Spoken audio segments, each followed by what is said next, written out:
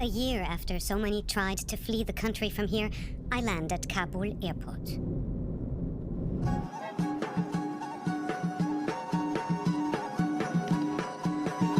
Shortages have become a hallmark of life in Afghanistan.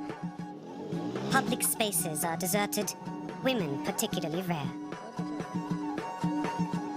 Striking, too, the absence of faces. Especially ones that are clean-shaven Western style, no more jeans or sneakers.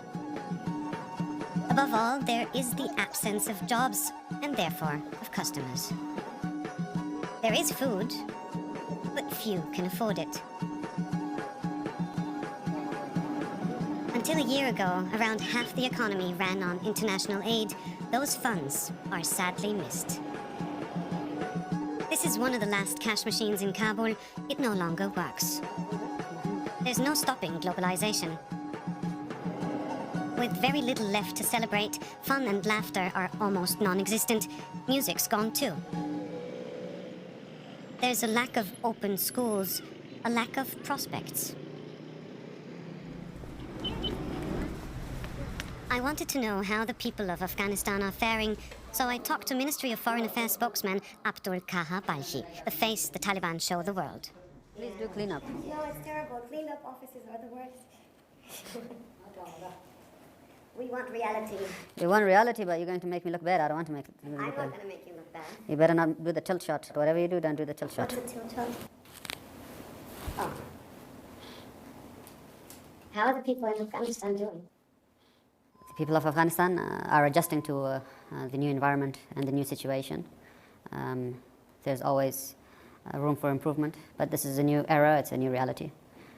And the people of Afghanistan, being as resilient as they are to go through 40 years of conflict, are doing okay. Why are things in this country so extreme?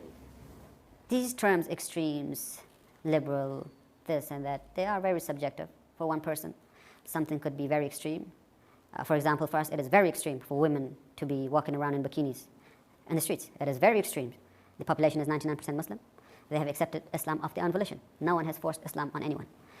What we are enacting, or what we are advocating, or what we want Afghanistan to be is an Islamic society.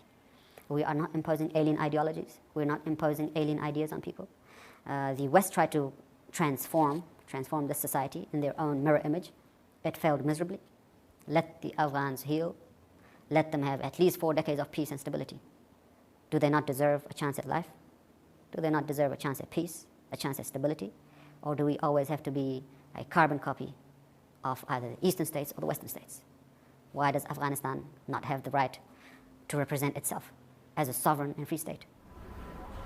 Since 1979, the year I was born, Afghanistan has not known true peace, even though the war is over now. The Taliban had already ruled the country from 1996 to 2001 with repressive methods. Now, in power once again, how are they managing the transition from fighting to governing? How are they taking care of the Afghan people?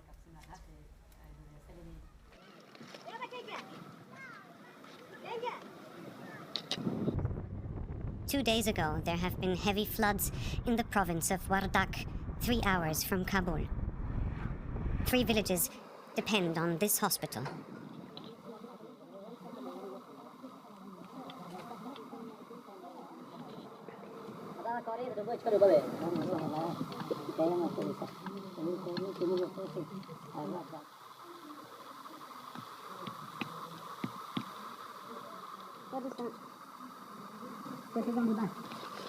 Even the birth registry got wet.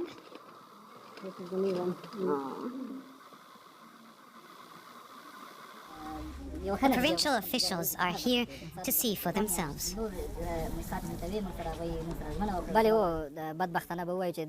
Unfortunately, we had floods 2 nights ago. They destroyed the entire valley. We had an emergency meeting, and today the governor will come here too. We need to assess the situation and ask for international help.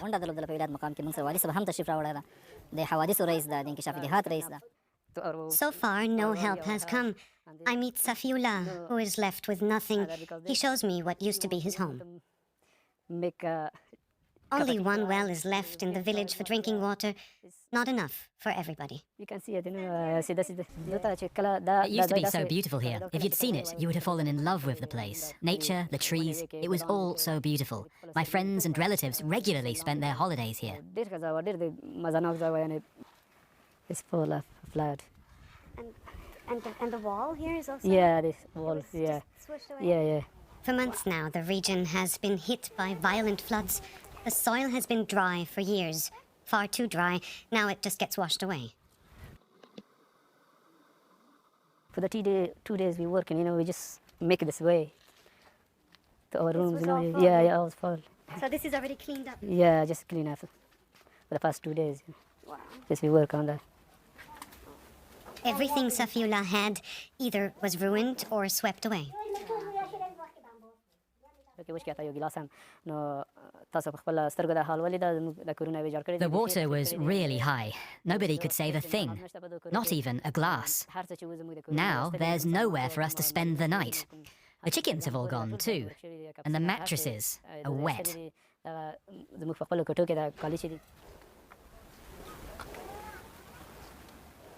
For years, living in another province, Safiullah hardly ever went out. There were shootings every day. He tried to find a new home in Europe until he was deported. I wanted to give my family a better life here, but it didn't work out. Back then, they told me that living in Afghanistan wasn't risky. How will life go on? Safiullah has no idea. There is an old Afghan saying, people don't age according to the numbers of years they have lived, but according to what they have gone through. One of the most urgent problems in Afghanistan is the return of hunger. These women are begging for bread. They spend hours waiting outside the bakery, hoping their children won't have to go to bed hungry again. Everything's getting more expensive. Here they try to keep prices reasonable.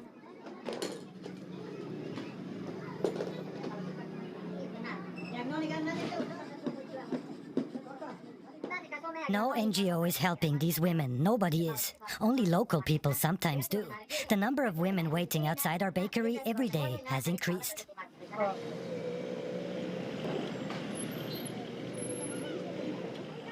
These men are also waiting for work. Since foreign military forces left and international funding ceased, jobs have been scarce. More and more men now seek work as day laborers.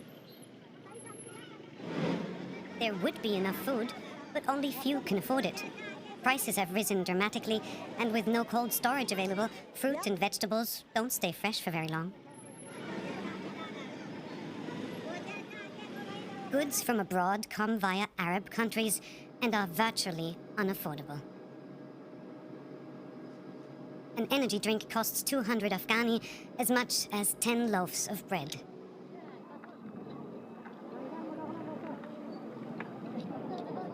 The poorest families in the region are waiting in line here, selected by the World Food Programme with the help of village elders.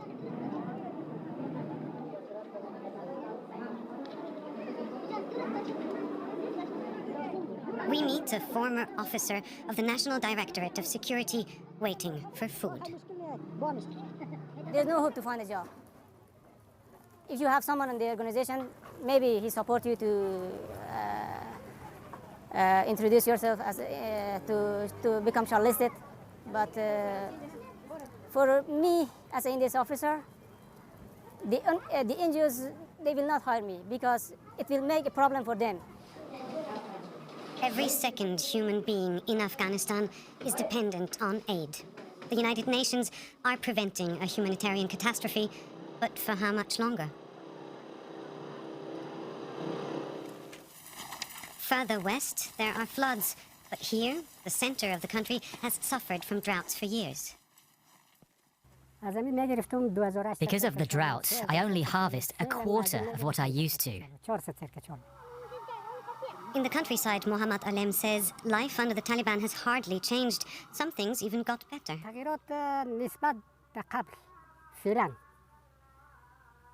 It became a lot safer here.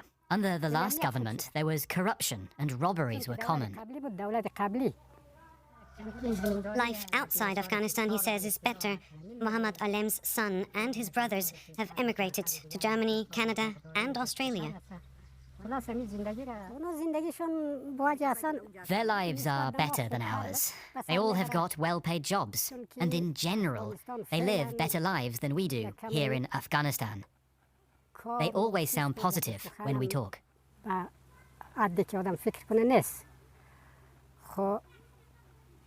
اونجا مصروف کار هستن، وقتشون خوب هستن، اقتصادشون خوب هستن.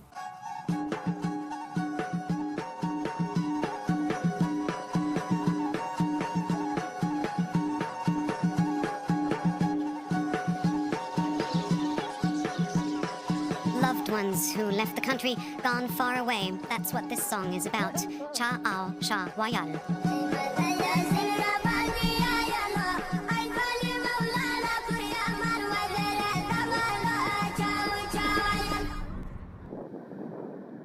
The many years of fighting in Afghanistan have left their traces. Like this crater